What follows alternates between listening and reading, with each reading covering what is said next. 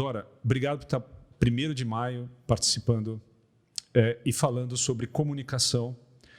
Esse programa Manual Prático é uma vontade que eu tenho de abordar temas que são fundamentais para a comunicação e de uma maneira intensa. Então, hoje, Dora, a gente, 1º de maio, é o dia que o homem está trabalhando, mas a inteligência artificial e os robozinhos estão trabalhando muito. Vamos falar sobre isso. Está me ouvindo bem, Dora? Estou ouvindo perfeitamente. E me fala, Dora, como que é essa história? Você prefere chamar de inteligência artificial? Você prefere chamar de robô? O que você prefere? Como que você prefere tratar o nosso assunto? Eu acho que é o apropriado a inteligência artificial, apesar de que não tem nada de inteligente, assim, tem inúmeras definições sobre inteligência, né? E nenhuma delas, se você for analisar de fato o que acontece hoje, esses mecanismos, essas tecnologias não são inteligentes, mas é um termo universal, né? Então, acho que todo o mundo inteiro trata como inteligência artificial de 1956. Eu acho que não é o momento de mudar, é a forma como é divulgado esse campo de conhecimento que, apesar de não ser até hoje inteligente, é tratado dessa forma. Então, eu acho que o apropriado é a inteligência artificial mesmo. É por isso que alguns chamam de robô, porque, na verdade, hoje a inteligência artificial está num nível não de autoconsciência ou autoconhecimento. A inteligência artificial ainda não chegou lá nesse sentido, mas ela obedece a ordens, ela obedece a algoritmos criados por pessoas, e por isso que, às vezes, algumas pessoas chamam de robô, porque executam tarefas dentro da comunicação. Eu gostaria, se você permitir, começar um pouco dando um apanhado geral, bem sucinto, sobre o que é esse campo. Quer dizer, eu acho que o robô, assim, não é bem apropriado, porque robô, primeiro você tem outras tecnologias envolvidas no robô, né? Que é a robótica, que é o campo da robótica. Então você tem robô que não usa inteligência artificial, além de que mesmo o robô que usa inteligência artificial, ele tem, como eu falei, são outros campos. Ele tem mecânica envolvida, ele tem parte elétrica envolvida, em suma, tem todo o campo da robótica. Mas você pode, como você tem robô que não tem inteligência artificial, aliás, a grande parte ainda não tem, eu acho que não é bem apropriado. Então, o que é? Eu gosto de considerar assim, que todas as tecnologias, para elas terem a sociedade aderir, elas têm que responder a alguma demanda da sociedade, alguma necessidade da sociedade. Eu não acho que as tecnologias elas são inteligentes ou elas são incríveis por si só. Eu acho que se elas não atendem a uma demanda da sociedade, elas não proliferam. Então, qual é a história recente da inteligência artificial? Eu não vou pegar a história, está lá no Google, quem quiser ver, começou lá atrás, na década de 50, mas o que nós estamos vivendo hoje, que é a partir de 2010, 2012, que é super recente, que é uma sub-área do machine learning, que é uma forma da máquina aprender inspirada no cérebro humano, por isso que se chama redes neurais, né, que são os neurônios artificiais, e que o nome apropriado que se deu é Deep Learning. Então, esse modelo, né, ou essa técnica, alguns chamam de modelo, outros chamam de técnica, que está permeando praticamente tudo que a gente está vivendo hoje.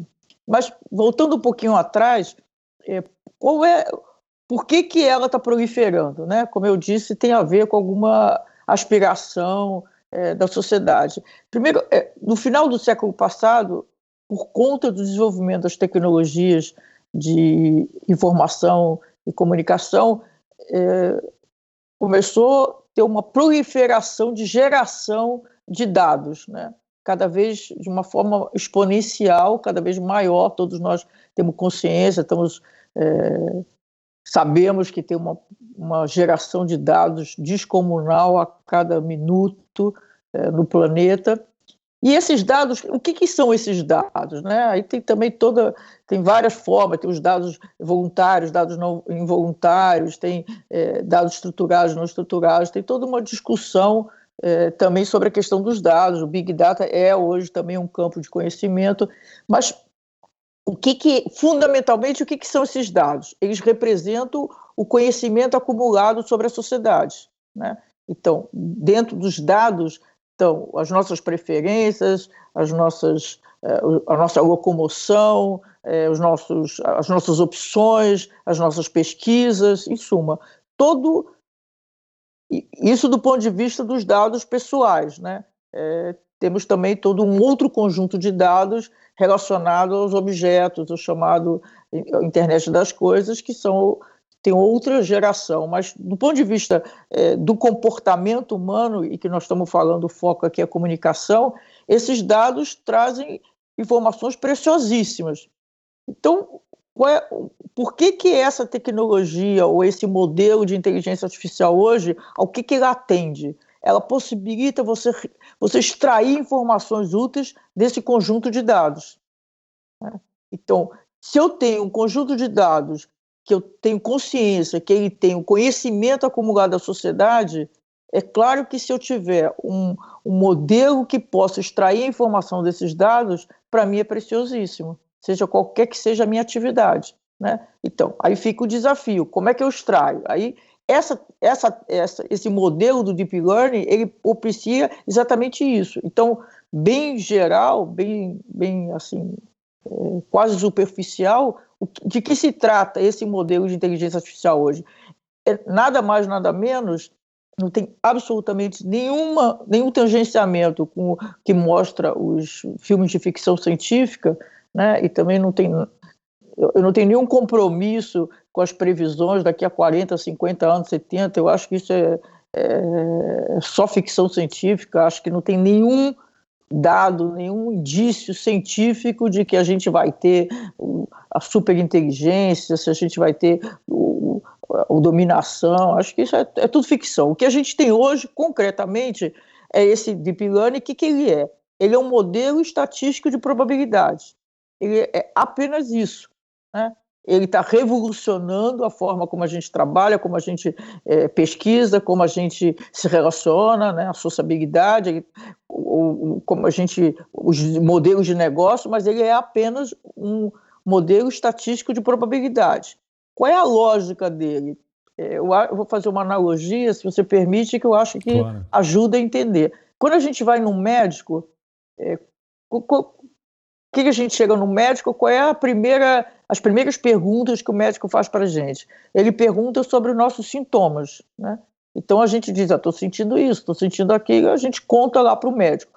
Qual é o raciocínio, qual é a lógica do médico numa situação dessa? Ele faz uma correlação entre os seus sintomas e o banco de dados na cabeça dele, né? Então, quando a gente tem alguma coisa mais que a gente acha que é mais grave, a gente se sente mais confortável com o médico com mais experiência, mais velho. Por quê? Porque o banco de dados na cabeça dele é maior. Ele viu mais, ele tratou de mais situações, então ele tem um potencial de fazer correlações melhor. E esse modelo tem uma lógica um pouco parecida. Só que ele faz uma correlação entre um banco de dados descomunal, que nenhum ser humano, nenhum médico consegue fazer. Então, quando um sistema de inteligência artificial, por exemplo, pega uma imagem de uma tomografia, por exemplo. De uma tomografia, por exemplo, de um tumor, o que ele faz? Ele faz uma correlação com milhares, milhões de fotos de imagens de tomografia, de tumor, e aí ele vai indicar, olha, a probabilidade disso ser um câncer é 90%, 95%. Entendeu? Então, é isso que é o modelo, a lógica é essa, é baseado nos dados. Então, ele extrai essa informação dos dados. Então, quando eu pego o sistema, por exemplo, do Netflix, o Netflix, toda recomendação que ele faz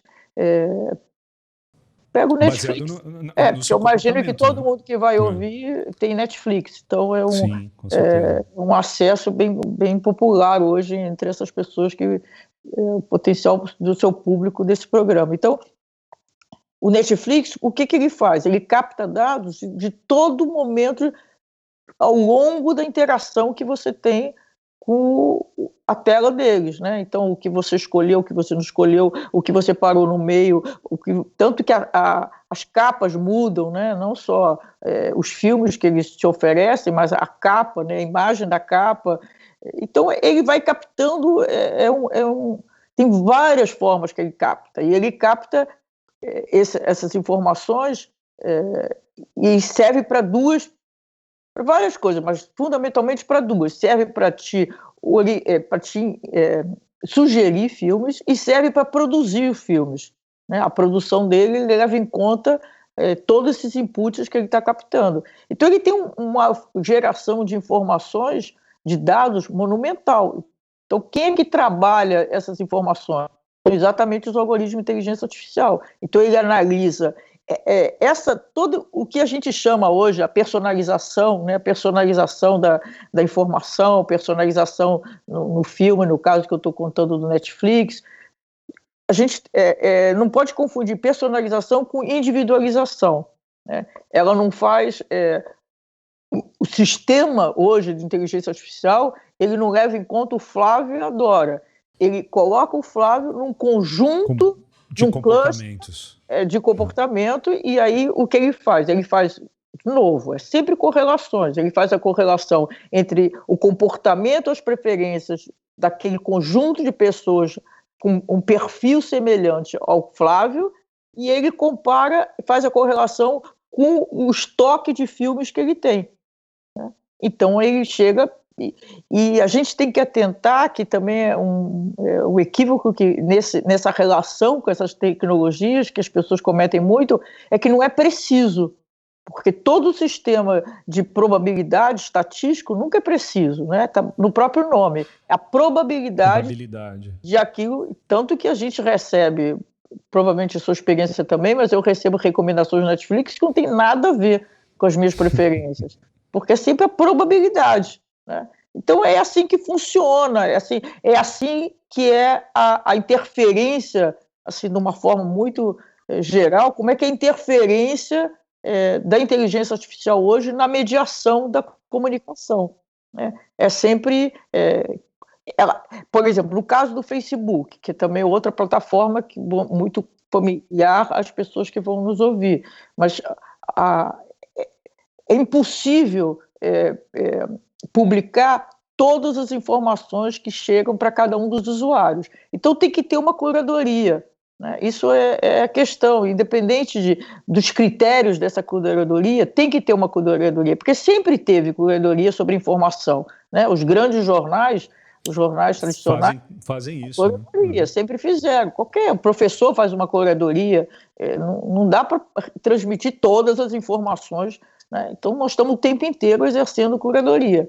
Então, no Facebook tem que ter uma curadoria. Eles dizem que mais ou menos 200, 300 informações... Não, mais ou menos isso. Não, mais, 2... Bom, já esqueci o número. Mas chega um conjunto muito grande de informações. Então, essa curadoria é feita pelos algoritmos de inteligência artificial nesse modelo, fundamentalmente nesse modelo de machine learning, de deep learning. O que ele faz?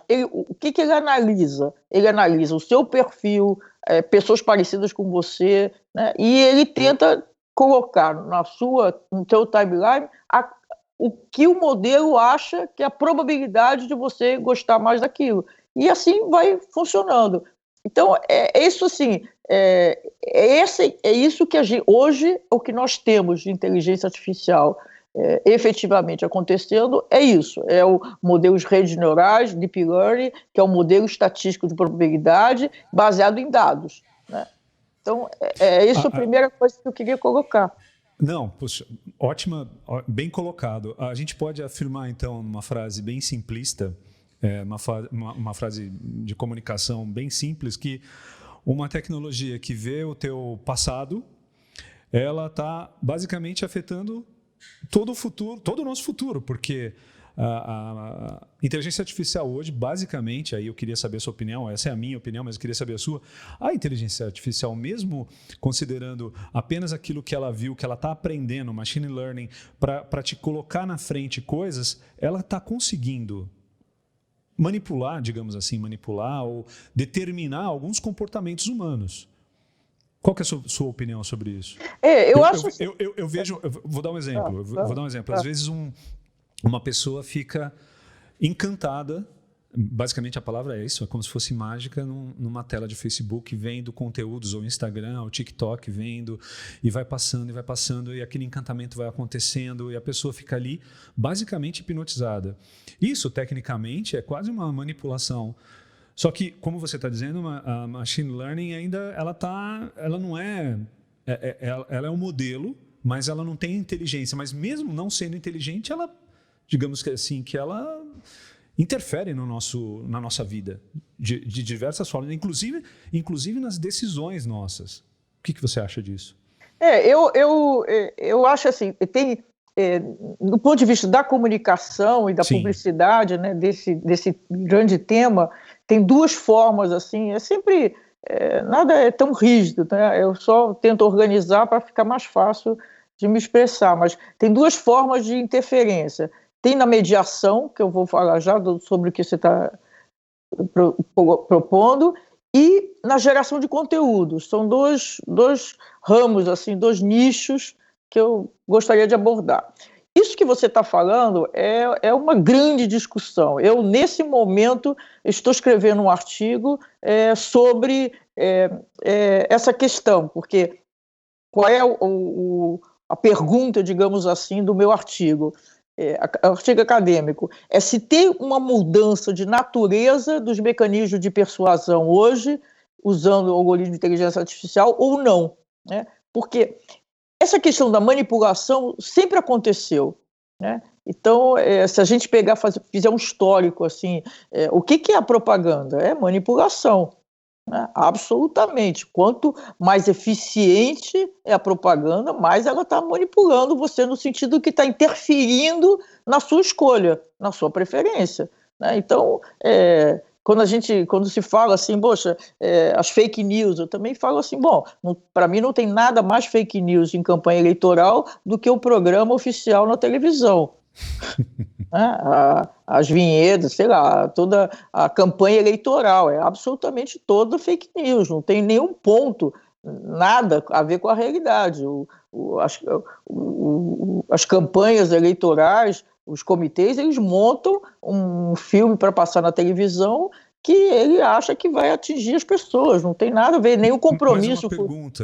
Mas uma pergunta sobre esse tipo de propaganda, assim, de manipulação e propaganda. Quando a propaganda ela tem cara de propaganda, as pessoas já não adquiriram como é que se diz, um bloqueio, esse tipo de coisa. Eu não acredito, isso aqui é mentira.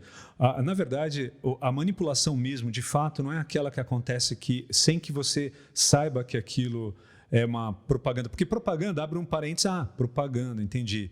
Mas quando você vê alguma coisa que não é propaganda e você acredita, isso não é hoje mais manipulador ainda? E a inteligência artificial não está indo para esse ponto? Não, então, eu ia chegar lá, quer dizer, essa aqui é a minha discussão nesse texto que eu te falei, a questão da mudança de natureza, né? Porque quando a gente tem dois movimentos importantes assim que acontecem em qualquer fenômeno, é a continuidade ou a ruptura.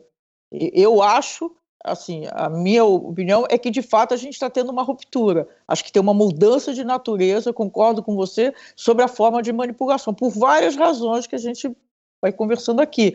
Mas assim, eu só queria colocar que manipulação sempre existiu, né? Então toda a história da propaganda na economia industrial, depois ela começou a ficar mais assertiva com a segmentação, né, que no final do século passado, início desse, todo o advento da internet. Então, você já captava, antes de usar a inteligência artificial, você já captava as informações da sua relação na internet, e a empresa já mandava uma comunicação mais assertiva, né? A segmentação ficou muito mais sofisticada do que, por exemplo, quando só tinha televisão, né? Então, eu acho que foi se sofisticando essa forma de te atingir. E eu acho que a gente hoje tem um nível que eu acho diferente, por várias razões.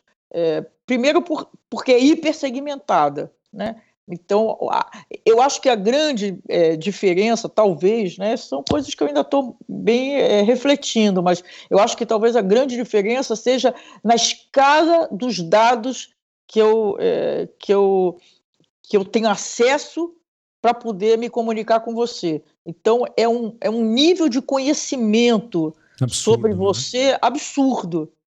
Então, a precisão com que eu atinjo você não pode ser da mesma natureza quanto, por exemplo, porque isso que você falou, as pessoas sabem que é propaganda, as pessoas sabem hoje, né?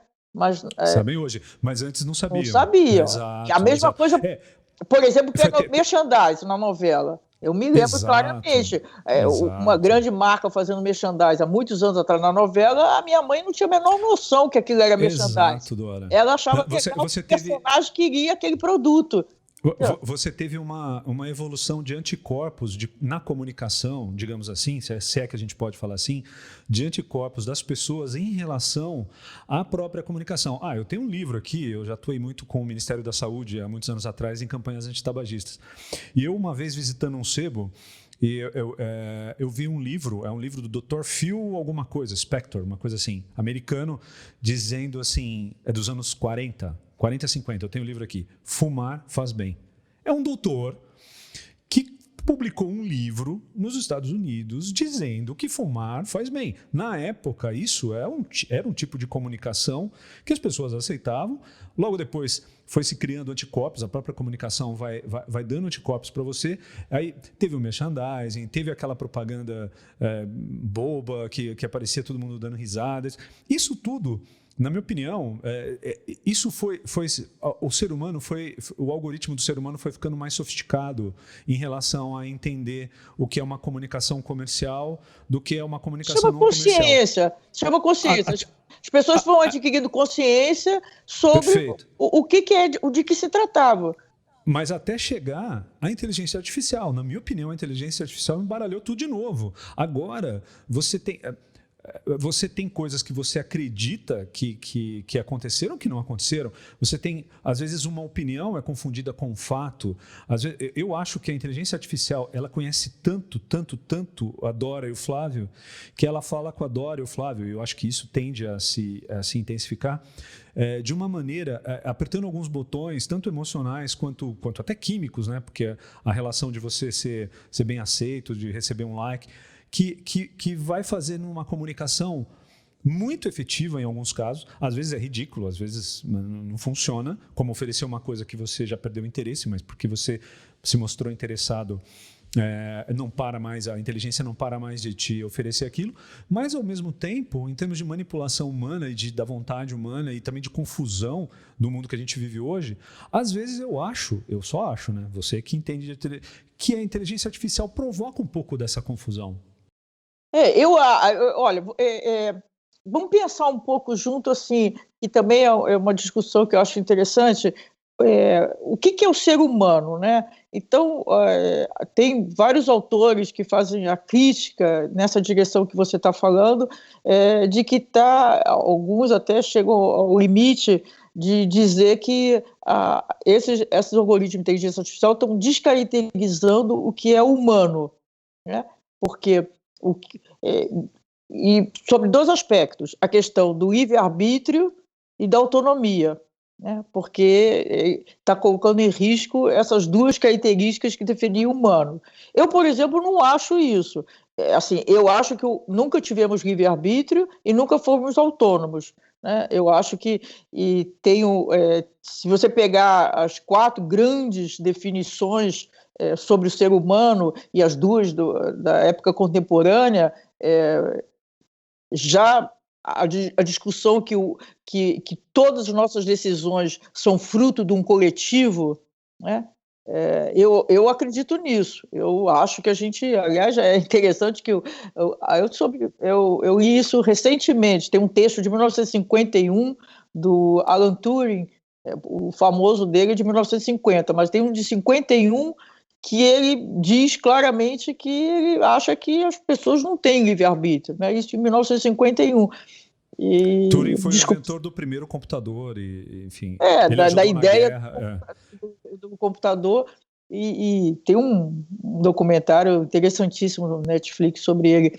Mas eu acho isso, acho que a gente não tem, eu não acho isso que a gente toma decisão, que é a nossa decisão individual, eu não acredito nisso, eu acho que é tudo coletivo, acho que o ser humano não sabe, não tem controle sobre por que ele tomou as decisões, acho uma falácia quando as pessoas acham que pegar um exemplo assim também para. Eu gosto de exemplo porque tangencializa melhor o que eu quero dizer, mas pega, por exemplo, quando você vai fazer uma entrevista de emprego, né? Aí, em geral, ninguém explica porque aceitou você ou não, ou te rejeitou, mas vamos supor que vou se dar uma explicação. Sempre o entrevistador do RH tem uma explicação plausível, racional, mas, na verdade, a decisão que ele tomou tem um conjunto de variáveis que ele não tem nem consciência, né? Em geral, nós sabemos que a forma como você está vestido numa entrevista, como você chegou, se você é negro, se você é mulher, se você é judeu, se você é católico, um conjunto de variáveis que às vezes não tem nada a ver com o racional que ele explica por que te escolheu ou não. É uma empatia que se estabelece, né? É uma Então, leitura automática, né? Uma leitura... empatia, que tem vários, te mexe com vários sentimentos seus, que você se identificou, se você não se identificou. Então, é uma falácia, na minha opinião, na minha visão, que o ser humano toma uma decisão, porque é minha decisão, são os meus critérios. Eu acho que é sempre um coletivo. Da mesma forma como a produção intelectual não é individual. Quando estou escrevendo um livro, eu estou sempre influenciado por tudo que eu li, por tudo que eu vi. É sempre todas as um movimento, né? Social, as interações. A neurociência fala sobre o subconsciente também, a psicologia fala sobre o subconsciente, que a gente fica imerso em 95% de inconsciente e 5% só que a gente tem algum livre-arbítrio. É isso. Então, eu acho que não existe isso, né? Então, eu acho que a inteligência artificial, os algoritmos, eu acho que não estão descaracterizando o que é o ser humano, porque aí se a gente define que o ser humano não tem livre-arbítrio, é sempre um projeto coletivo, então não é disso que se trata. Eu acho que tem muitas questões que estão acontecendo, que são muito novas, né? Então, eu não gosto de fazer também assim, afirmações definitivas, é o que a gente está vendo. Eu tendo a achar que, de fato, tem um nível de interferência muito grande, porque vamos pegar assim, casos extremos, né? E que são, inclusive, tem um risco muito grande.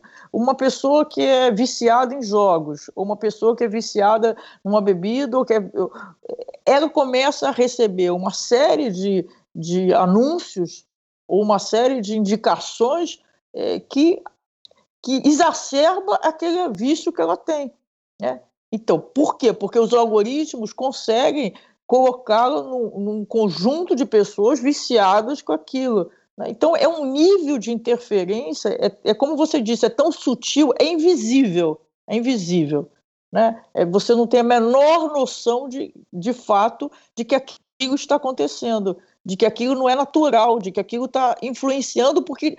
E qual é a novidade? Qual é o fato novo? Que, na minha visão, em princípio, eu acho que tem uma mudança de qualidade de natureza grande nesses mecanismos de persuasão. É o fato, como eu já disse antes, de te conhecer profundamente, de ter acesso à informação. Então, a escala... Porque você de propaganda e publicidade, você sabe muito melhor que eu, que todas as campanhas, desde os primórdios de publicidade, tem um estudo do público-alvo. Né? Só que o estudo do público-alvo no século passado, não tem nada, no início da propaganda, não tem nada a ver do ponto de vista de precisão do estudo, digamos, entre aspas, do público-alvo hoje. Então, essa precisão, eu acho que tem uma mudança importante. Eu acho que... E como é que a gente enfrenta isso? Para mim, só tem uma forma de enfrentar, assim, é a consciência das pessoas, cada vez mais quanto mais consciência, da mesma forma que a gente falou anteriormente, que as pessoas começaram a ter a consciência da propaganda e falar, pô, aqui já é propaganda, merchandising, tudo foi tendo consciência, eu acho que as pessoas têm consciência do que está acontecendo. Isso eu acho que é o primeiro passo. E você entender aquilo que está acontecendo, que tudo está sendo, você está sendo influenciado, né? Agora, eu acho que também, quando a gente, uma falácia assim também que eu acho que é uma grande crítica que se faz, veemente, que é essa formação dos clusters, das informações personalizadas, que as pessoas ficam isoladas, eu também acho, eu acho isso uma falácia, se não dizer sei lá, porque eu acho que o ser humano sempre viveu em cluster, né? E vive em cluster, né? E alguns animais também. Então, eu acho que isso não é a novidade, né? Eu acho que eu que sou mais velha, eu me sinto assim, o meu universo de relacionamento, de informação expandiu de uma tal maneira. O que era antes, né? Se eu pensar, eu já era adulta, só tinha telefone fixo. Para falar com alguém, eu tinha que estar em casa e a pessoa estar em casa. Quantas pessoas eu falava por semana? Quase ninguém, porque era uma restrição enorme. Então, com quem eu me relacionava? Com as pessoas que moravam na minha casa ou as pessoas do meu trabalho ali perto. Entendeu? Então, assim, é um cluster muito mais fechado. E eu acho que hoje, mesmo assim, alguns intelectuais que falam dessa questão das pessoas se fecharem, né, entre os iguais, eu acho tudo. Às vezes eu acho muito um discurso, porque eles todos se relacionam com seus iguais. Eu acho que os intelectuais, os produtores de conteúdo, digamos assim, a tendência é mais ainda se relacionarem com seus iguais. Então, eu acho que essa não é a questão. Eu acho que o cluster faz parte. Nós nos sentimos seres humanos confortáveis com pessoas parecidas com a gente. Essas que a gente quer na nossa casa, essa que a gente quer viajar, essa que a gente quer amar. É isso. Isso eu acho que esse não é um problema, né? E eu acho que esses mecanismos, por exemplo, quando eu faço uma consulta no Google e a resposta é diferente, é apropriada, personalizada para mim, que é diferente para você, eu acho que esses mecanismos deram certo porque é isso que as pessoas querem. Isso também é importante. As pessoas querem isso. Não se a gente, voltando assim, nenhuma tecnologia, nenhum modelo de negócio ele dá certo se ele não atende à necessidade, né? Então, assim como uma empresa tradicional que faz um produto, um leite, né, ela tem que fazer. Eu tomo molico desde que apareceu o molico. Eu sou louca por leite, café e eu tomo molico sempre. O molico só dá certo porque ele atende alguma necessidade minha, senão eu não ia comprar o molico. Então é da mesma forma, eu vou lá no Google porque as pessoas em geral elas querem isso, elas gostam de vir já ter uma curadoria que já coloca para elas aquelas coisas que elas querem, da mesma coisa no Facebook. Então eu acho eu acho um pouco falacioso essas críticas, né, essas denúncias. Eu acho que é assim que funciona a vida. Eu acho que a gente tem, assim como eu acho que a polêmica que acontece nas redes, eu acho que não tem a ver com essa questão de mostrar o universo de cada um fechado. Pelo contrário, eu acho que a polarização aumenta porque as pessoas estão é isso. Tem a diversidade. Eu vejo, por mais que... Imagina, o número de pessoas que eu tenho no meu Facebook, isso não é um cluster limitado. E eu vejo pessoas que publicam coisas que eu sabia que existia, mas eu jamais ouvi, eu jamais imaginei que aquelas pessoas fossem escrever, que existia alguém que fosse escrever aquelas coisas que eu leio ali. É um choque aquilo. Então, tem alguns que eu já tiro, porque eu aceitei porque tinha um monte de relacionamentos em comum, mas aí coloca aquilo, eu falei, eu não quero nem ler uma pessoa que está colocando isso, porque ela não está botando opinião, né? Ela está colocando um nível de patologia que eu não quero me relacionar. Então, fala. Não, mas basicamente isso. Você está falando, você tem uma visão otimista um pouco da inteligência artificial. otimista nem pessimista. Assim. É positivo. Eu acho assim, uma das complexidades desses modelos de inteligência artificial é que, bom, se eu nunca fui a favor dessa dicotomia, né, que bem e o mal, nenhuma dicotomia eu sou a favor, mas nesse caso, desses modelos hoje de inteligência artificial, a complexidade é maior porque a mesma técnica ou mesmo modelo, ele traz enormes benefícios e ameaças. Exato. Então, isso que é difícil. Se a gente falar assim, poxa, pegar, sei lá, vários exemplos, né? Agora, coronavírus. Então, as minhas últimas, eu tenho uma coluna na Época Negócios só sobre inteligência artificial, né? E minhas últimas 3 colunas, por razões óbvias, tem que ser Covid-19. Claro. E aí tem uma delas que foi essa questão, por exemplo, da privacidade, né? Então, esse modelo de deep learning da inteligência artificial, eu fiz um dos artigos foi só a inteligência artificial no combate à epidemia. Ele está sendo fundamental, né, em todas as etapas.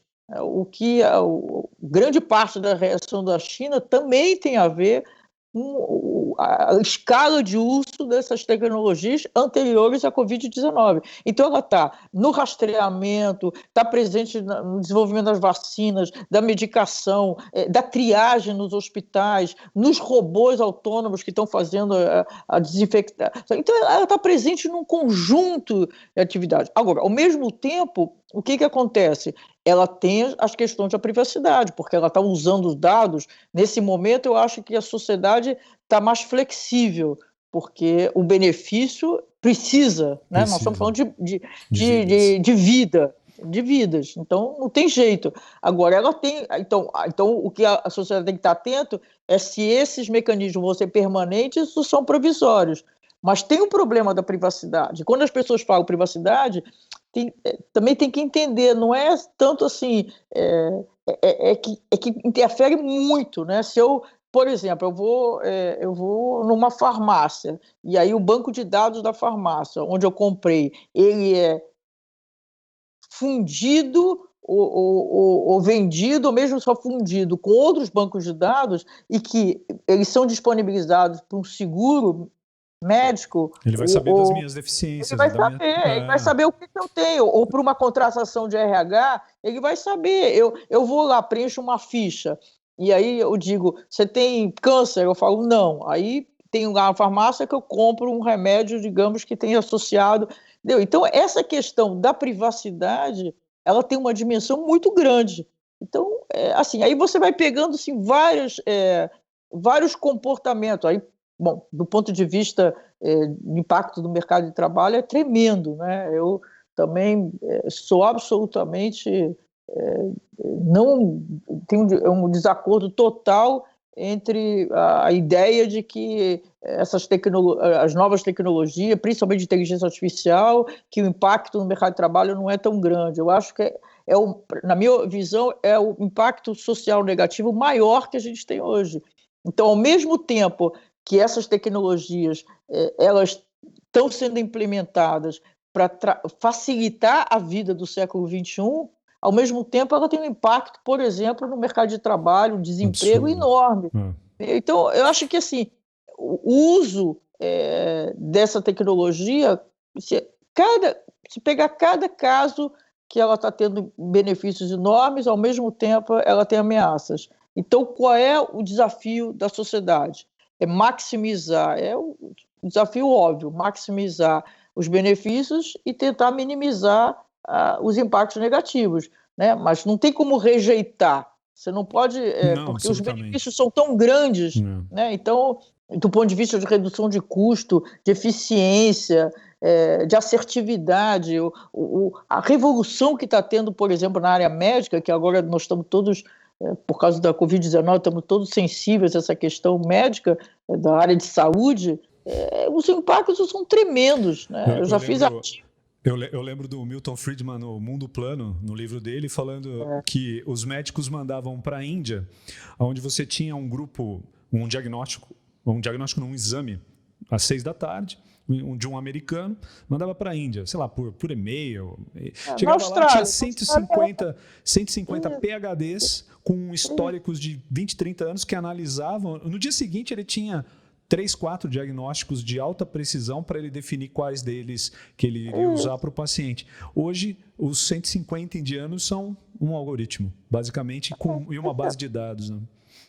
E nesse livro dele... 150 indianos, só para terminar, 150 indianos ficaram na mão nesse caso. Esse livro dele foi um livro, para mim, assim, seminal, muito importante. E na época, por exemplo, toda a parte de contabilidade estava sendo feita na Austrália. Então, mas isso ele estava falando sobre a globalização, sobre as tecnologias digitais, né? Era o básico, a tecnologia digital de informação e comunicação. Isso nós estamos falando no final do século passado, que foi o livro dele, já não me lembro do ano, mas foi no final 97. Do século passado. Então, por aí. E isso está tudo mais eficiente, né? Então, eu acho que assim a gente tem vários problemas, né? Então, quando diz assim, por exemplo, bom, o mercado de trabalho não é, eu queria voltar à comunicação, que é o nosso tema, né? Mas senão em termos de comunicação, para você comunicar, você conhecer o que a pessoa é fundamental, como você falou. Eu queria queria que você falasse um pouco sobre. A gente está falando de dados, a inteligência artificial consegue minerar, captar esses dados, a inteligência artificial consegue preparar comunicação, consegue entregar isso para as pessoas. É isso que a inteligência artificial está fazendo com as pessoas, ela consegue fazer isso. Me fala uma coisa, quem tem esses dados? Esses dados estão no poder de quem? Dados hoje virou commodity, todo mundo pode minerar esses dados e ter esses dados, ou tem alguém que tem o santo grau dos dados? Como que é essa escala de poder ou a escala de detenção, de captação desses dados? A gente pode falar que são os grandes players de comunicação e mídia, como o Facebook, perdão, como o Facebook e Google, ou isso já virou... ou isso já virou commodity, qualquer empresa pode ter. A gente sabe, tem empresas que têm, várias empresas, a maior parte das empresas hoje tem o seu analytics, tem a sua captação de dados, tem os seus leads. Como que é essa coisa, essa fúria, né, de dados? Tá na mão de quem isso? Quem tem o poder disso? Eu acho que você tocou numa questão absolutamente relevante. Tem algum problema no som? Voltou. Não, está perfeito. Você está me ouvindo? Está perfeito. É uma questão absolutamente relevante. Eu acho que é porque não é os dados, né? É o fato de que eu posso extrair informações preciosas dos dados, porque se eu não pudesse, os dados não valiam de nada. Os dados... hoje, eu estou de acordo com a caracterização de que nós não estamos mais...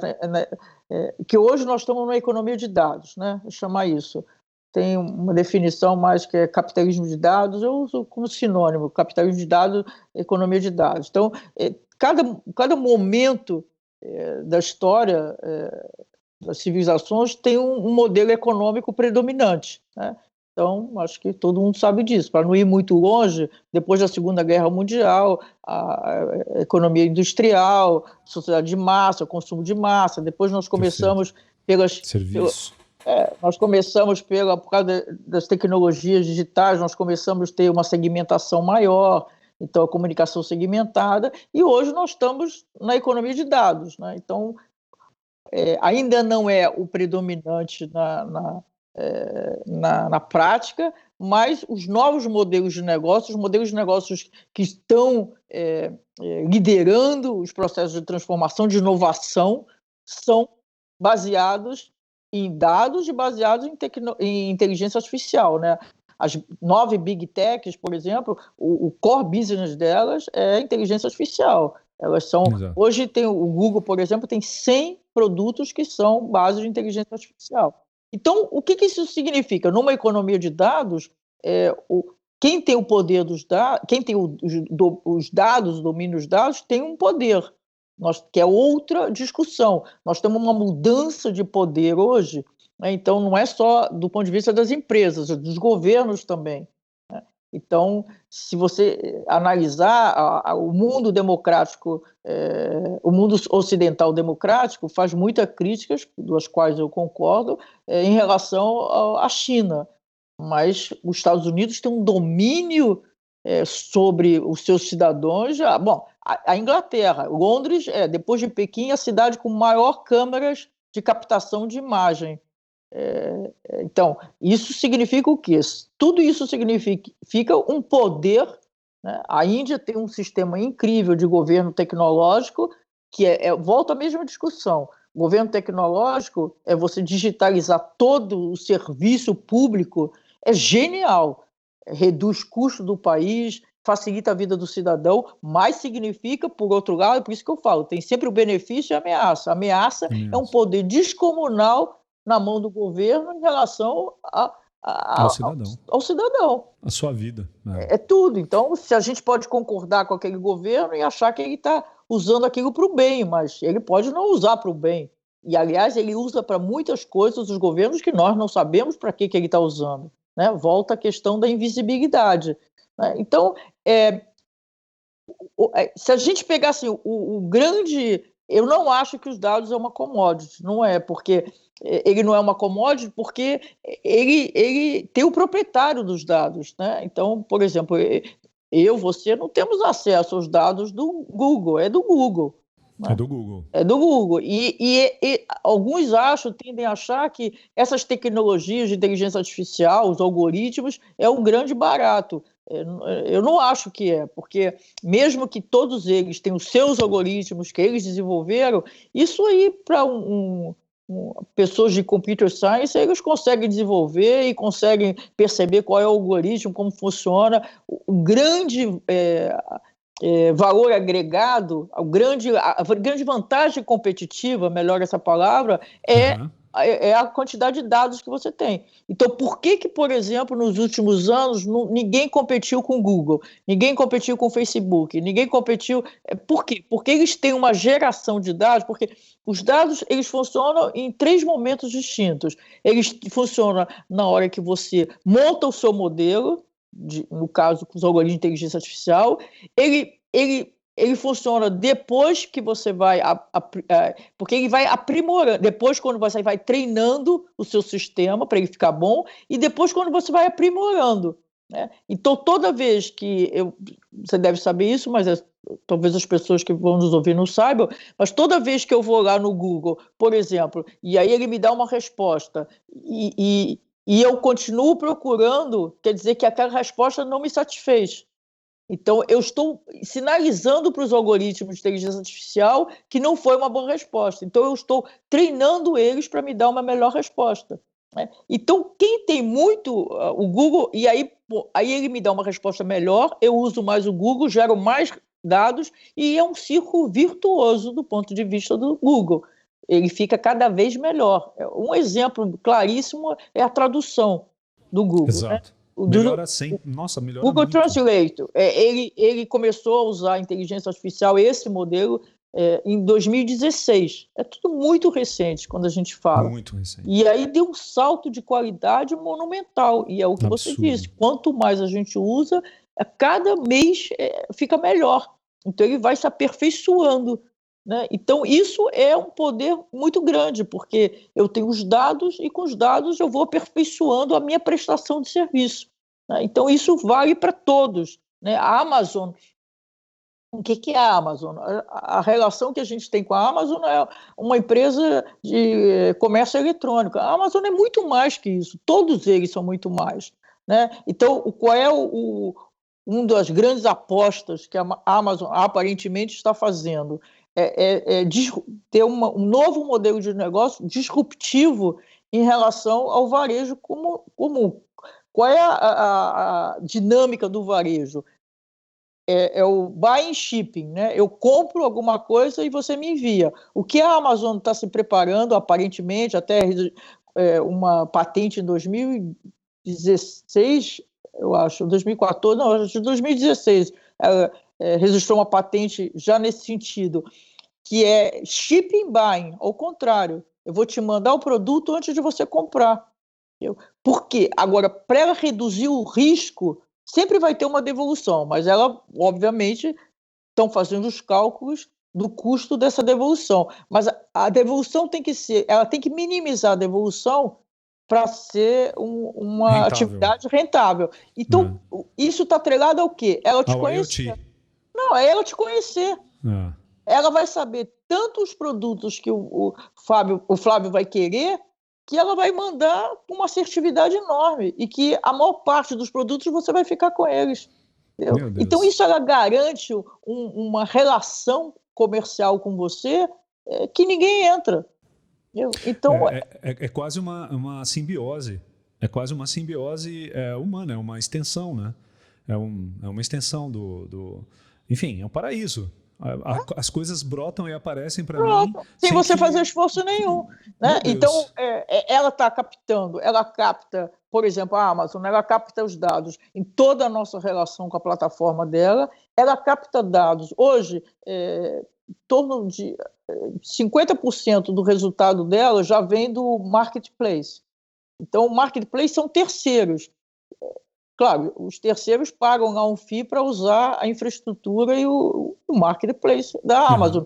Mas qual é que eu acho o grande barato que está por trás disso? É que a Amazon tem acesso aos dados dos consumidores, dos clientes deles no marketplace. Então, ele tem acesso a uma quantidade de dados que é o cliente, é o consumidor do cliente. Assim como a Alexa, né? A Alexa hoje está em 70% dos lares de alta renda nos Estados Unidos, que são os grandes consumidores. O que a Alexa, qual é a função principal da Alexa? É captar dados, né? Porque o Alexa, você faz tudo pelo Alexa, a música, a receita, sei lá, todas as suas preferências, quem você é, e se você não desligar o botão que tem, se você não souber, que a maior parte não sabe, ele capta suas conversas diárias. Né? Então, ele tem uma quantidade de informação sobre você que só essas tecnologias de inteligência artificial são capazes de processar, que é impressionante. Entendeu? Aí você pode dizer assim, só para concluir, pegar uma frase que você falou, bom, aí vai ser incrível, vai vir os produtos, eu não preciso fazer nada. Aí alguns acham que isso é uma crítica enorme, como é que as pessoas não vão mais exercer o direito de fazer a preferência? Eu acho isso, para mim, isso é uma maravilha. Você gosta? Porque claro, você falou no começo, porque na verdade, na tua opinião... me facilita. O coletivo já está, né? Me facilita. Ali. Nesse caso, me facilita a vida. Vem tudo já que eu consumo. Já vem. E aí eu tenho tempo para fazer outras coisas que, de fato, para mim, é muito mais relevante, né? Muito mais prazeroso, mais relevante. E eu não preciso me preocupar com as compras. Eu sou uma pessoa que consumo praticamente a mesma coisa todo o tempo. No caso, vai ser facílimo a Amazon identificar e me mandar. Então, eu acho que tem assim, é sempre isso. É complexo, benefícios e ameaças que a gente tem que equacionar, equilibrar. Na comunicação, Dora, o que você acha que ainda não acontece em relação, ou que você acha que poderia acontecer em relação à inteligência artificial com as pessoas? Eu vou falar um pouquinho assim na produção de conteúdo, né, que a gente ainda não falou, que é o outro nicho assim que. Então, tem uma parte óbvia que eu acho que talvez as pessoas já estejam mais familiarizadas, que é a pesquisa de comportamento, né? Então, é isso que eu acho que a gente já falou bastante aqui. Hoje, para você pegar qual é o target que você vai criar uma comunicação, uma estratégia de marketing, seja ela qual for. Você precisa ter esses dados. Você precisa conhecer. Então, acho que isso. Hoje, a inteligência artificial te dá um conhecimento sobre com quem você vai se comunicar, como jamais aconteceu, de uma precisão, de uma assertividade enorme, né? Então, acho que essa é a pesquisa de comportamento. Aquela como é que chamava? Que era o vidro, como é que chamava o vidro, que aí você tinha os grupos de discussão? Isso, é pesquisa qualitativa. A pesquisa qualitativa que acontecia, aquilo ali era muito restrito, né? Então, hoje a gente tem. Então, essa questão do comportamento, de traçar o perfil de quem você quer se comunicar, isso tem uma mudança muito grande. Outro, eu acho que é a própria produção das peças publicitárias, né? eu fui em 2017, em julho, eu fui eu estava em Hong Kong, num evento que é o mais importante de tecnologia da Ásia, que é o mesmo que faz também o mais importante na Europa, que é o que acontece em Lisboa, o Web Summit, e na Ásia chama RISE. Né? Então, lá, esse evento, o RISE, é dividido em várias subconferências, e uma delas é de publicidade, e tem estava lá, gente do mundo inteiro, e tem um Big Boss da WPP. Martin Sorrell. Não foi ele. Sir não. Martin Sorrell. Não foi outro. Eu não me lembro porque era um nome que eu não conhecia. Mas o Big Boss era um cara importante. Ele fez a conferência dele e ele apresentou 2 filmes. Isso me marcou, assim. Ele apresentou 2 anúncios de carro básico, 30 segundos de televisão, básico, nada. Um feito inteiramente por algoritmo de inteligência artificial e o outro feito inteiramente por pessoas. Quando você diz feito, criado, produzido, criado, tudo. Uhum. E aí ele mostrou os 2 e perguntou para aquele público que, imagino que eram pessoas que não eram júnior, porque pessoas da publicidade do mundo inteiro que tiveram suas despesas pagas para ir para Hong Kong. Então, aquele auditório pessoas entupido. Experientes. Ele procurou os 2 e perguntou quem achava que era qual. Muito interessante que o público votou no que foi feito inteiramente por inteligência artificial, como tem sido por humanos. E qual era a explicação? Basicamente 2, que foi na discussão que se teve. Uma, porque era um anúncio que tinha mais emoção e mais sentimento. E é disso que se trata. O algoritmo de inteligência artificial, ele consegue captar, através de todo aquele conjunto de dados, todas as campanhas que foram feitas, todas as reações, ele consegue captar a dose certa de emoção e de sentimento num comercial para atingir as pessoas. Exatamente essa precisão. Então, tem uma mudança, isso vai impactar, já está impactando a publicidade e o mercado de trabalho também de publicidade. Então, tem porque própria... pressupunha que a criatividade seria algo que a inteligência artificial não vai se meter tanto, mas não é verdade. Ela não é criativa também no sentido que a gente pensa. Né? Então, tem assim, ela vai fazer o anúncio, por exemplo, que foi mostrado lá, é muito básico. Né? Não tinha uma coisa assim, uau, nenhum dos 2. Mas a grande parte do que é produzido na publicidade não é uau. Exatamente.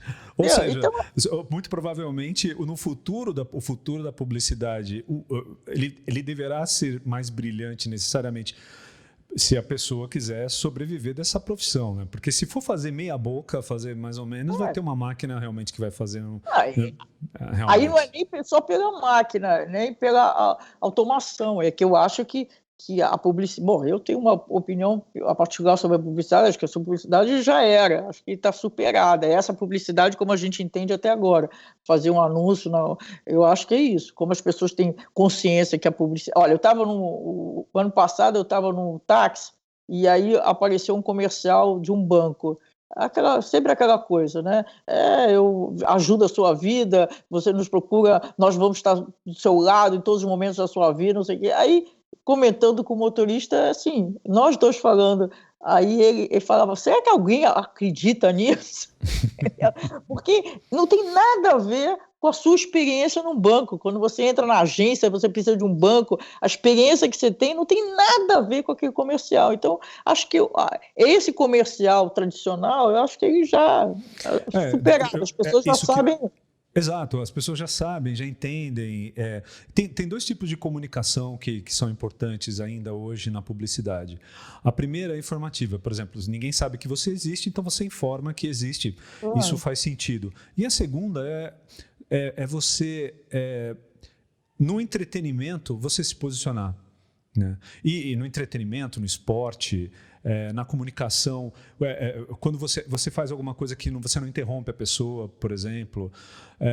Isso ou no seu posicionamento em questões sociais, sei também, lá, também. Você cria empatia, você cria empatia. Mudou bastante, está mudando bastante a comunicação nesse sentido, né? E como eu acho que, na verdade, é evolução. Se você olhar desde a década de 30, 40, 50, 30, 40, 50 era completamente informativa.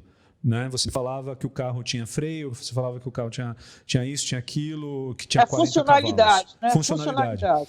Depois se acrescentou 60, 70, 80, digamos assim, grossamente, status, diferenciação, né? Onde você foi tentando fazer com que a comunicação passasse a preferência daquele produto em relação ao seu competidor.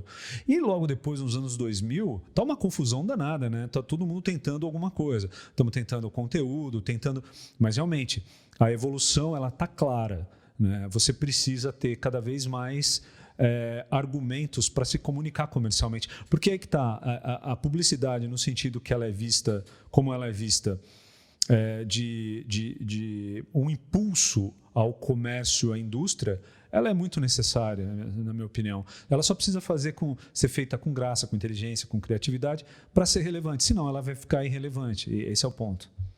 Eu acho que esse mecanismo, por isso que eu falei no início que a inteligência artificial não tem nada de inteligente, porque ela não entende, ela não sabe nada, ela não tem o significado, né? Quando ela está fazendo, por exemplo, uma tradução lá no Google, qual é outro mecanismo, ela não entende o significado da palavra. Ela só faz a correlação com aquela palavra com 40 mil outros textos que foram traduzidos. Ela vê o contexto onde aquela palavra se encaixou, ela faz essa correlação. Mas aí vem uma pergunta para você, Dora. Que até não sei se sai um pouco do nosso tema aqui, mas eu estou morrendo de curiosidade para te perguntar. E passando sei lá, por ficção, por Isaac Asimov, passando por... A cognição não vai não vai acontecer no final. A cognição com essa... da inteligência artificial não vai acontecer porque vai chegar um ponto que ela vai ser tão comparativa em bilhões e trilhões de comparações por segundo que não vai haver uma iluminação? Ou você acha que isso não vai acontecer?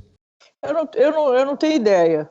Entendeu? Eu acho que não dá para ter ideia. Eu acho que assim, como eu sou uma pesquisadora, eu acho que a gente pode fazer previsões assim para no máximo 10 anos. E o quê?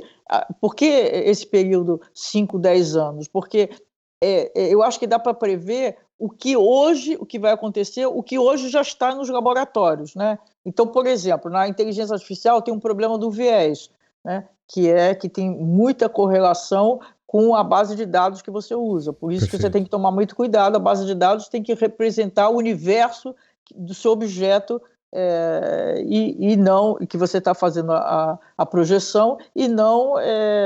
né? Se você tem uma famosíssimo, que ficou muito famoso, no mau sentido, o Google, aquela classificação de imagem de um casal de negros que o Google colocou como gorila na classificação do álbum dele. O que era aquilo? Isso em 2016, isso não acontece mais.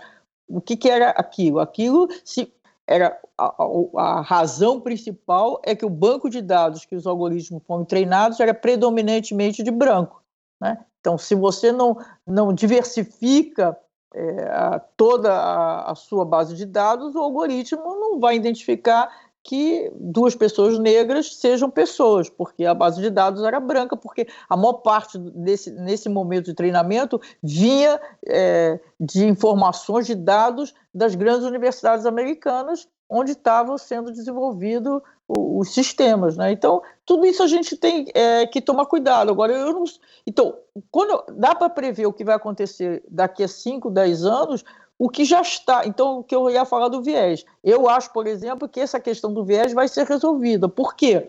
Por que eu acho? Aí não é uma especulação, aí eu acho que pode dizer cientificamente, porque hoje praticamente todos os grandes centros de pesquisa, as grandes empresas de tecnologia estão investindo pesado em resolver essa questão do viés, né? Então, como isso? Resolver como? Colocar um bom senso, um equilíbrio? Não, eles não sabem ainda, que dirá eu, mas não, tem que ser mecanismos que Eu não sei, né? Se eu soubesse, já teria inventado. Agora, eles estão trabalhando nisso, né? Como é que... Porque isso é um problema. É identificado que isso é um problema que distorce e compromete os resultados, né? Então, por mais que você tome cuidado da base de dados, que você escolha as variáveis quando você monta o seu sistema, a maneira como você interpreta os resultados, tudo isso são interações com humanos que tem que tomar cuidado. Mas tem um problema do viés. Então, realmente eu não sei, mas estão trabalhando. O que eu quero dizer assim, como tem um congresso que é só sobre esse assunto, que se encontra esse ano, bom, estava previsto que ia ser em Barcelona, e todo ano que é só sobre a questão do viés. Então, o que eu quero dizer é só assim, como tem um grande investimento nessa questão, já se trabalhando, tudo indica, e eu acredito que em 5, 10 anos vai se resolver. É a mesma coisa o carro autônomo, né? Então, em 2017, 2016, 2017, 2018, eu já podia apostar que o carro autônomo vai existir daqui a 5, 10 anos como comercial. Por quê? Porque já está trabalhando. Agora, o que não está nem sendo trabalhado, eu não posso imaginar o que vai acontecer. Mas é importante que sempre a gente pensar, o que é inteligência artificial hoje? O que está acontecendo? É um modelo estatístico de probabilidade. Então, é simplesmente um modelo estatístico de probabilidade. O que é algoritmo? O algoritmo é só uma forma de você organizar a sequência do seu processo. Não é nada mais que isso, né? Então, se é só um modelo estatístico de probabilidade, ele não tem cognição, ele não tem significado, ele não tem compreensão, ele não tem empatia, ele não tem a criatividade, não tem nada disso, né? Então, isso. Aí, seguindo um pouco, quer dizer, voltando um pouco, aliás, tem na produção de anúncio e tem, por exemplo, um impacto grande no jornalismo, né? Sem dúvida. Porque tem várias tecnologias que estão criando textos. Então, de novo, todas as áreas, você pega a advocacia, na medicina, no jornalismo, na publicidade, tudo que você pode considerar padrão, que se assemelha, converge com um padrão, a inteligência artificial já é capaz de fazer. Então, o que sobra, digamos assim, para os humanos? É o que não é padrão, é o surpreendente, é o de fato criativo. Então, você pegar um texto, a Reuters já tem um tempo, que ela, grande parte, tem uma State Monkey, tem uma Narrative Science, tem várias startups já se desenvolveram, tem várias empresas, várias agências que elas produzem um texto. Então, você pega lá, para eu produzir um texto padrão de jornalismo, para eu pegar informações, nenhum ser humano consegue. Vamos dizer, lá na Ásia, em algum lugar, aconteceu um fato relevante para o mundo. Nenhum jornalista consegue, como um algoritmo de inteligência artificial, captar todas as informações, tudo que aconteceu com a rapidez e velocidade. Inclusive, pegar os dados para ver qual é o jeitão de um texto para aquele tipo de evento. Ele pega e ele produz um texto perfeito, informativo, né? Aí padrão. qual é padrão? Só dar informação. Vai restar o ser humano sair do padrão. O padrão é para tudo, né? Então o médico para 90 e sei lá, 90, não sei, vou chutar, mas uma quantidade muito grande do que a gente tem é padrão, é o dia a dia. Então, qual é a diferença? É aquilo que foge. É a mesma coisa o advogado. Você pega os grandes escritórios de advocacia, principalmente nos Estados Unidos, na Europa, principalmente na Inglaterra, na Europa, eles estão diminuindo cada vez mais, porque grande parte os escritórios com mais de 1.000 advogados, a maior parte são advogados júnior. O que eles fazem? Para fazer jurisprudência, né? Jurisprudência, exatamente. Então, isso tudo, o algoritmo de inteligência artificial já faz. Já faz. Né? Então, você precisa do advogado que é preparado. Aí tem vários problemas, né? Porque o advogado, você fala assim, bom, o advogado, em qualquer profissão, para ele se aperfeiçoando, ele tem que começar como estagiário. Se essa função do estagiário, não vai ter mais, não vai ter mais, como é que ele chega a ser sênior? Né? É por isso que eu falo, tudo tem vantagens, benefícios e tem questões. Como é que resolve? Se eu não vou fazer aquelas funções básicas, né? Porque o que está sendo mais afetado em qualquer área é exatamente as funções de entrada. Então, as funções de entrada, porque são aquelas que são mais repetitivas, mais previsíveis. Acabaram com as 10 mil horas do Gladwell, né? Acabaram. O livro Então, ficou obsoleto. isso. Aí, então, aí é essa pergunta, como é que você chega lá? Como é que você se transforma num profissional competente se você não vai passar por toda aquela etapa? Então, tem várias questões. Então, essa questão da produção também jornalística também é um impacto grande. Aí a gente vai para um outro conjunto que são questões éticas, né? Tem vários dilemas. Eu me lembro, voltando a falar sobre esse evento do Rising de 2017, permeou a conferência inteira o dilema que era na época, né? Hoje é tudo tão acelerado que 2017 parece antigamente, mas Exato. O dilema era privacidade e conveniência. Hoje é meio óbvio essa questão, mas na época permeou toda a conferência essa discussão, em todos os fóruns, de privacidade e conveniência. Então, como é que você resolve isso? Hoje nós temos... Isso ampliou esse dilema, né?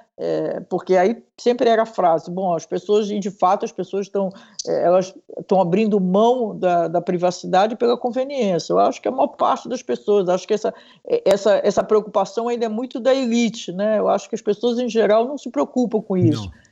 E aí, porque até mesmo elas não sabem aquilo que a gente comentou antes, elas não sabem como é que está impactando a privacidade delas, não têm noção, né? Agora, hoje a gente tem outros dilemas, já tem outras tensões, por exemplo, a privacidade, a liberdade individual e o uso dos dados pessoais, né? O que significa isso? Então, em tudo, desde que eu estou andando na rua, tem vários movimentos em Londres contra, né? Desde que eu estou andando na As rua... As câmeras pegam, né? Tudo, sabe? E te identificam. Tudo, me identifica e como é sempre... Aí tem várias... Bom, por que a maior parte das pessoas apoia, por exemplo, esse sistema de câmeras, por exemplo, em Londres? Porque a eficiência do ponto de vista de reduzir a violência e a criminalidade é super eficiente. Não tem, realmente reduz. Então, as pessoas, isso é um benefício enorme nas grandes cidades que são cada vez mais violentas, né? Agora, por outro lado, é isso, sabe tudo sobre você. E onde é que vai ser usado aquele dado? É o que você falou lá no início, é invisível, porque eu não sei, né? Eu não sei. Então, para mim, tem uma questão que é muito importante, talvez eu proporia mudar a discussão de privacidade para transparência. Como assim? Então, se eu souber onde vai ser usado aqueles dados que estão sendo captados pela Câmara, ela é transparente. Da outra parte, de quem capta os dados. Não, para mim, eu como cidadão. Se é transparente, ok. Eu sei quais as regras. Entende? Então, eu acho que essa questão, se eu vou, por exemplo, voltando à contratação de RH, as contratações mais júniores, não é júnior não, menos especializadas, as pessoas preenchem um questionário. Para que eu preciso preencher aquele questionário se a empresa acessa hoje as empresas que me passam todos os dados, tudo sobre mim? Então, a transparência diz assim, olha, cara, não precisa preencher nada não, a gente sabe tudo sobre você. Qualquer dúvida a gente te pergunta. Então, é a transparência dos processos, né? Então, essa transparência para que você está usando, e isso que eu acho que são questões que a sociedade tem que querer, né? O grande problema também é sempre, na minha opinião, claro, do escândalo da Cambridge Analytica, não é o modelo, né? Porque esse modelo, inclusive, foi desenvolvido, parte em Stanford e na Universidade de Oxford também, foi uma parceria, são modelos que já estavam sendo desenvolvidos desde 2014, 2012. O problema ali foi o uso dos dados, né? Porque quando eu entro no Facebook, mesmo que as pessoas não leem nada da política de privacidade, mas tem um acerto entre mim, tem um contrato entre mim e o Facebook. Ele vai usar para segmentar a a mídia dele, né? A venda de mídia. Ele vai usar para isso. Ele não vai, eu não autorizei ele a usar para uma campanha eleitoral. né? Então, essa questão da transparência é que é muito importante. Outra questão muito grave é a questão da chamada fake news e deepfake, né? Para mim, essa é a principal questão, porque graças a essa questão, pelo que se diz aí em vários estudos, é que tiveram alguns presidentes eleitos, e, enfim, gente que manipulou a verdade, manipula-se fatos, né?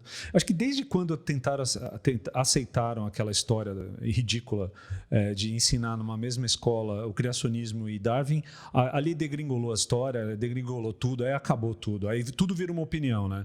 E nas redes sociais, as redes sociais têm o poder de crescer o exército de imbecis sobre uma determinada tese. Então, assim, tem uma tese imbecil qualquer, que não tem nada atrelado à ciência, que não tem nada... É só uma opinião. Magicamente, todo se aglutina ali, e ali vira um exército, né? Vira um monte de gente divulgando, às vezes, teses que são... Como, por exemplo, as teses sendo contra as vacinas, por exemplo, que foi um absurdo, né? Mas eu acho algumas coisas sobre isso. Primeiro, voltando ao que eu já tinha falado, manipulação sempre existiu. Sim. Todas as campanhas políticas, todas as empresas sempre manipulam para ter a sua preferência. Eu acho que a influência da chamada fake news, dos mecanismos das redes sociais nas eleições, eu acho que é muito menor do que né? Eu brinco que a gente fala de estudos, de pesquisa, tem milhões de pesquisas que servem para dar sustentação a qualquer argumento de qualquer um, né? Porque tem pesquisa sobre tudo, contraditórias entre elas, né? Mas as minhas, as que eu acesso, eu não acho, por exemplo, nunca achei, e as pesquisas que eu tenho acesso não mostram isso, confirmo o que eu acho, que o Trump foi eleito por causa dos mecanismos. Eu acho que tem uma participação, dizem lá os especialistas americanos, que menos de 20%. Assim como eu também não acho que na eleição nossa, eu acho que tem uma influência. Agora, eu acho que sempre os processos... Por quê? Porque eu acho que todos os processos de transformação, ou todos os fenômenos importantes na sociedade, eles são sempre fruto de um conjunto, uma convergência de variáveis. Nunca é um fator. Então, nos Estados Unidos, por exemplo, o Trump teve muitos fatores. Desde que a Hillary não era uma boa candidata, que ela não criou empatia, as pessoas, assim como a questão toda da globalização, que estava atingindo uma parte, assim, o homem branco do interior dos Estados Unidos, tiveram um monte de fatores, né? Se a gente for analisar as urnas nos Estados Unidos, eu não vou entrar assim no detalhe disso, mas nas localizações... Você queria tirar o peso você queria tirar o peso único que todo mundo atribui, inclusive atribui na pergunta a fake news, por exemplo. Eu acho que teve um pouco. Por que tem um pouco? Porque não é nem a questão da fake news, é o fato de que a gente falou anteriormente, é a comunicação hipersegmentada. Então, se eu faço uma análise que o homem branco lá do interior dos Estados Unidos, naquela região ali, ele tá revoltado porque as fábricas saíram e ele perdeu o emprego, aquele estilo de vida que ele tem, a estabilidade deixou de existir, então eu vou fazer uma comunicação absolutamente assertiva com ele. Eu vou falar com ele, eu vou falar o que ele quer ouvir de uma precisão tão grande que vai me mobilizar, que vai mobilizar ele. Então, isso é uma questão. E hoje, a inteligência artificial entra no chamado deepfake, né? Então, aí nós estamos dando outro salto de natureza, porque eu consigo transformar mentiras em verdades, né? Então, as pessoas não sabem mais diferenciar. Se, como você falou antes, eu já sei que é uma propaganda, mas de qualquer jeito, mesmo eu já sabia que era uma propaganda. Agora eu vou ouvir o Flávio falar e não era o Flávio que estava falando aquilo. A gente podia ter algum algoritmo, me veio agora, algum algoritmo polícia que que identificasse automaticamente os deepfakes e inutilizassem ou quebrassem o deepfake, seja ele como for. Tá sendo desenvolvido um monte de lugares, até o próprio Facebook, estão sendo desenvolvidos milhões também de algoritmos que vão identificar que é um deepfake. Né? Tem vários. Uma das propostas, dos empenhos do Facebook, por exemplo, é criar isso. E aí as pessoas falam, bom, mas por que o Facebook? Porque o Facebook é bonzinho? Não tem nada a ver com ser bonzinho, não, porque dificulta o processo dele. Quanto mais as pessoas tiverem confiança na plataforma, mais elas vão estar na plataforma, porque a questão do Facebook, como todas essas outras plataformas, não é só você ser usuário, é você usar intensamente. Quanto mais você usa, mais você produz dados, que é a base do negócio dele. 98% da receita do Facebook vem da venda da segmentação, não dos dados. Então, quanto mais você usa, quanto mais ele está conhecendo você, mais está produzindo dados, mais dados assertivos. Então, isso é fundamental para ele. Então, a perda da confiança é uma perda do negócio, impacta negativamente o modelo de negócio. Então, Só que aí entra alguns sentimentos humanos, assim, eu analiso dessa forma, não sei, posso estar completamente errado, mas uma opinião minha. Entra o ódio, ele gera audiência. A audiência gera atenção, a atenção gera dados.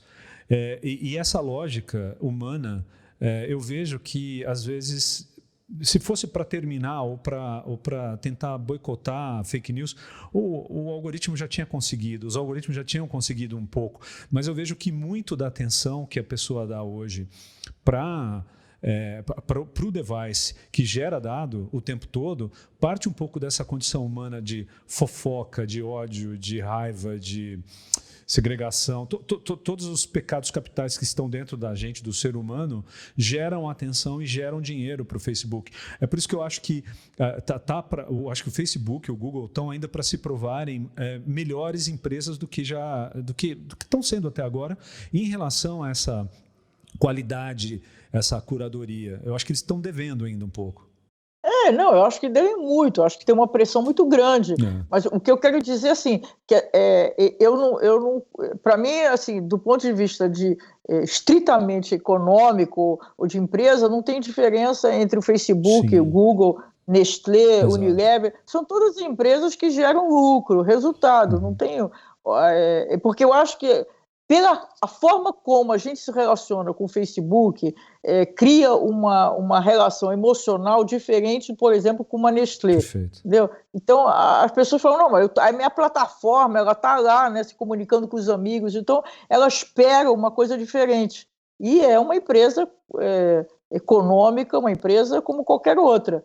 Agora, o meu ponto é assim, a gente tem que pensar o que ajuda o modelo de negócio deles, né? Então, tem isso que você falou, polêmica, isso aí, o que você está dizendo é que a gente se mobiliza mais por essas questões negativas, digamos. É diferente do deepfake, porque o deepfake acaba com, vamos supor, no limite, se entrar infestar o Facebook de deepfake, aquilo vai acabar com a confiança. Perfeito. Então, as pessoas vão recuar. Exato. Então, o impacto é negativo em relação ao modelo de negócio dele. Exato. Então, a gente tem sempre que pensar, ajuda positivo ou negativo em relação ao modelo de negócio, porque o que eles estão interessados é escalar, melhorar, ampliar o seu modelo de negócio. Então, eu acho que sim, tem uma frase que eu gosto, que a tecnologia gratuita em troca dos seus dados, né? Então, também é isso que a gente também está vivendo, né? Então, o que eles nos dão? Eles dão tecnologia gratuita em troca dos nossos dados. Vou falar alguma coisa que já é quase com um chavão hoje, mas tem muita gente, em muitos lugares que eu vou, que ainda acham que a gente ainda faz a denúncia de que nós estamos trabalhando de graça para o Facebook, por exemplo. E eu não vejo dessa forma, né? Eu acho que nós pagamos com os nossos dados. E eu acho que isso é claro, assim, isso está colocado. Isso, se alguém se der o trabalho de ler todas a policy deles, os compliances, a privacidade, todos os documentos que estão lá. estão todos absolutamente disponíveis. É muito claro isso, o que a gente está trocando com eles. Então, eu especulando, eu acho que daqui a pouco a gente não vai mais pagar taxa para telefonia, em geral, para o banco. Eu acho que, à medida que eles vão usar cada vez mais os nossos dados, que já estão usando, eu acho que essas taxas vão ser tão irrelevantes, dada a rentabilidade dos dados, que elas vão deixar de existir. Entendeu? Então, a minha visão é que tende a ampliar os serviços que nós vamos pagar com os nossos dados. Mas é isso, nós temos tecnologias gratuitas que nos traz benefício enorme, porque se não fosse, 2 bilhões não estaria no Facebook, não sei quanto, o Google não estaria... 9 entre 10 pesquisas acontecem no Google hoje no mundo. Então, são tecnologias que estão facilitando a nossa vida. A mesma coisa é o Waze, é qualquer uma dessas plataformas, né? Então, a troca é essa, tecnologia gratuita em troca dos nossos dados. E esse contrato, eu acho que é explícito. Eu não tenho o menor incômodo com esse contrato. Agora, desde que haja transparência, como você falou. Desde que tenha a transparência. Então, acho que a gente tem... É isso, a gente tem que pensar que é tudo muito novo. Se a gente... Poxa, esses modelos começaram a se expandir a partir de 2012, porque teve um evento que marcou o reconhecimento no meio acadêmico desse modelo de redes neurais, do Deep Learning, que foi justamente em 2012. Foi ontem, né? Do ponto de vista assim, da humanidade, não é nada. Nós estamos falando de 8 anos.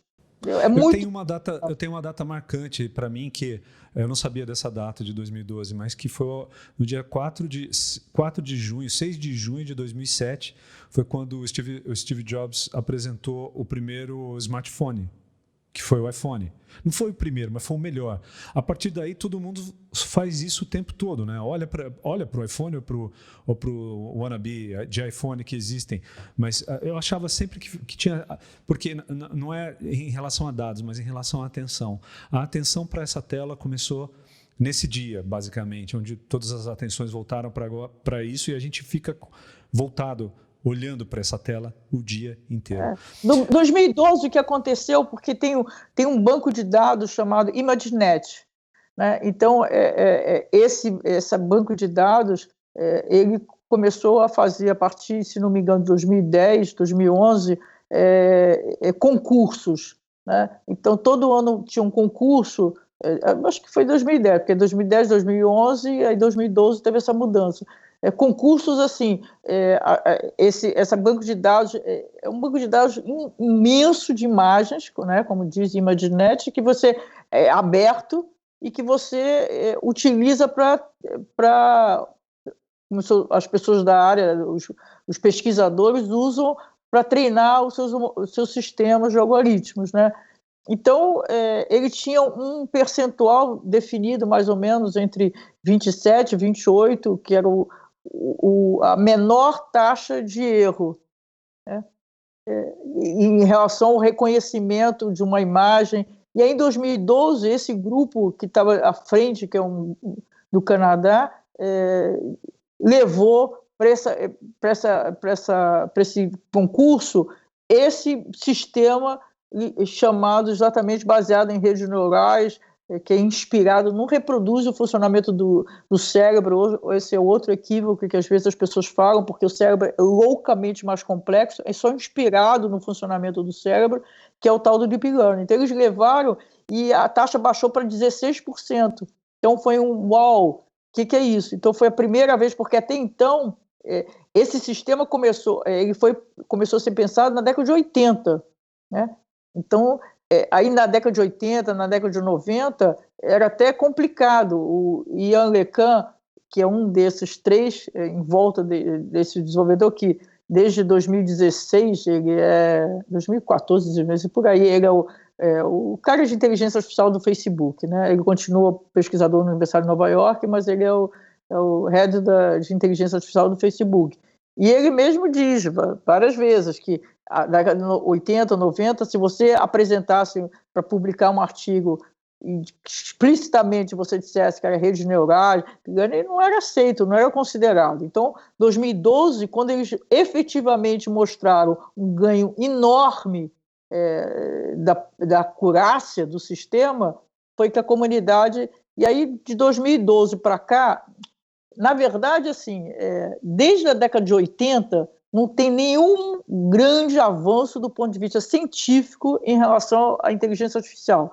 Isso, eu não sou computer science, mas é o que nas minhas conversas, os grandes computer science, é essa a ideia. O que a gente vive desde então, e principalmente a partir de 2012, mas antes disso, nós vivemos uma intensificação da aplicabilidade. Então, basicamente, assim, se a gente pegar mesmo princípio. O que está permeando praticamente tudo que está acontecendo, dessa revolução com a inteligência artificial, é esse modelo, como eu disse, alguns chamam de modelo, alguns de técnico, chamado de deep learning, aprendizado profundo, ou redes neurais. E o que a gente vê todo o tempo não são novidades do ponto de vista científico, do modelo, é aplicabilidade. Então, de repente, está sendo aplicado para uma nova área, para uma nova atividade, para uma nova coisa, e está assim, aí está proliferando numa forma impressionante a aplicabilidade do modelo, para as mais variadas, né? Então, você pega, por exemplo, numa empresa, você consegue prever quando e como uma peça vai ter o desgaste. Então, isso é um ganho de eficiência enorme, porque você faz a manutenção anterior, né? Pegar assim uma peça, aí no meio de uma produção ela quebra, tem um custo enorme. Se você já faz a previsão, a probabilidade você já substitui ou você já melhora, sei lá, você já conserta antes, isso você tem um ganho de eficiência, além do que toda a estrutura, né? Os trabalhadores em torno da manutenção diminuem, então você tem ganhos vários. Então, é sempre a aplicabilidade que está em jogo. Então, eu acho que dá para a gente... Bom, fala, desculpa. Não, muito legal, muito legal. Tem muita coisa. Provavelmente com a computação quântica, isso talvez tende a dar um salto. Um salto também. Um salto. Vai ser, né? O que aconteceu também nos anos 2010, 2012, em relação a esses sistemas de redes neurais de inteligência artificial? Qual é o boom? Tem a ver de alguma coisa que foi pensada nos anos 80. Por que agora está sendo, só mais recente, está sendo concretizado? Porque a gente tem uma produção de dados descomunal e como o sistema é baseado em dados, mas além disso, que tem a ver com o que você falou, por isso que tem a ver com o desenvolvimento do hard, da computação, né? Então, a GPUs, ela permite... porque você rodar esses sistemas leva um tempo, né? São sistemas pesados, digamos assim, complexos. Então, a GPU ela deu uma velocidade, e aí o que vai acontecer, o que dizem na computação quântica, isso vai mudar assim, a velocidade. O silício está exaurindo a capacidade. O silício está exaurindo a capacidade, novos materiais grafeno, quântico, enfim. Se espera que isso dê um outro salto. Talvez aí aconteça alguma coisa. De velocidade de processamento, de custo de processamento, de consumo de energia, de velocidade. Exato. Da mesma forma, o 5G é uma revolução na comunicação de celular, por exemplo, né? Então, tem a ver porque são sistemas complexos. Então, quanto melhor a máquina que você está rodando, mais rápido você roda com mais precisão. Eu fico pensando assim, indo para uma conclusão, Dora, fico pensando o que o ser humano vai ter que evoluir, quais suas capacidades, porque a gente está falando de uma intersecção de inteligência artificial na comunicação com as pessoas. A coisa está ficando tão avançada e tão sofisticada, e o ser humano? O que ele vai precisar evoluir para não ser servo nessa intersecção e ser realmente uma intersecção, uma conversa e ser uma troca entre a inteligência artificial e a humanidade, né? Humanidade. Eu acho isso um grande desafio e eu acho também o meu objeto de estudo são os impactos sociais da inteligência artificial, né? E a questão assim, dos novos modelos de negócio. Eu tenho muito foco nos novos modelos de negócio, impacto no mercado de trabalho, a questão das habilidades. Eu fiz um trabalho para a Unesco sobre as novas habilidades. E aí também eu acho que tem uma outra falácia que muito repetida, assim, que tem listas, né? Tem várias, assim, o MIT mesmo tem a lista, todas as consultorias, todo mundo tem uma lista, quais são as capacidades humanas, aí dizem que é intrínseco ao ser humano, que a máquina de fato não tem hoje, que a inteligência artificial não tem, e que isso garante, digamos assim, uma reserva de mercado para o ser humano, né? Qual é a falácia que eu acho? A falácia que eu acho é que essas características não são intrínsecas ao ser humano, elas são potencialmente, para elas aflorarem no ser humano, elas precisam de formação, elas precisam de experiência. Aí nós paramos no caso que é a questão da educação, Exato. que é a questão gravíssima que nós temos no Brasil, né? Então, se você for criatividade, capacidade de discernimento, capacidade de saber, pega todas essas que são listadas, não existe isso. Aliás, eu não conheço nenhum ser humano que tenha todas elas. Você tem assim, potencialmente são capacidades que possam ser desenvolvidas pelo ser humano. Aí nós temos esse problema, porque o ensino está completamente obsoleto em relação ao que é esse mercado de trabalho do século XXI, então não forma ninguém. Há uma diferença entre formação e treinamento, né? A maior parte, 74 mais ou menos por cento, segundo o Senai, do trabalhador brasileiro é treinado nas empresas. Ele não é formado, ele é treinado. E treinado é muito restrito, né? Você é treinado por uma determinada tarefa, você é treinado para outra. Agora, essa mobilidade e ser capaz de agregar valor nesse mercado novo, não basta você ser treinado. Então, você não transforma, por exemplo, quem era caixa de um banco num analista de dados dentro do banco por treinamento. Não existe. Você vai ficar treinando um ano essa pessoa, porque ela já não tem capacidade, ela já não tem formação para poder aprender, ela não tem essa mobilidade. Então, isso é um problema gravíssimo em todas as áreas, paga na publicidade. Um publicitário que fez aquela coisa ali a vida inteira, que hoje ele já está mais velho, ele não vai migrar para alguma coisa mais sofisticada. Então, a formação é isso.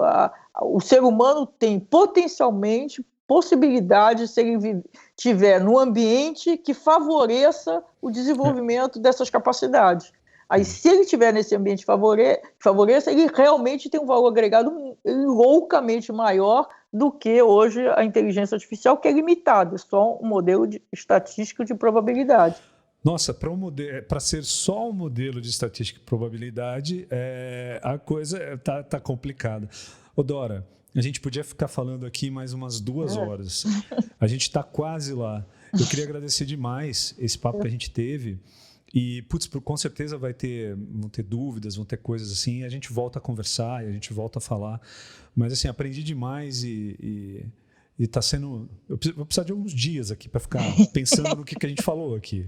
Mas eu queria te agradecer demais, Dora, por ter dividido o seu conhecimento. Eu que te agradeço, Flávio. É sempre um prazer enorme e foi bom a interação contigo, porque você está a par desses assuntos, então fica mais agradável, mais gostoso, mais motivador, né, interagir com alguém que sabe do que a gente está falando. Então, gostei muito.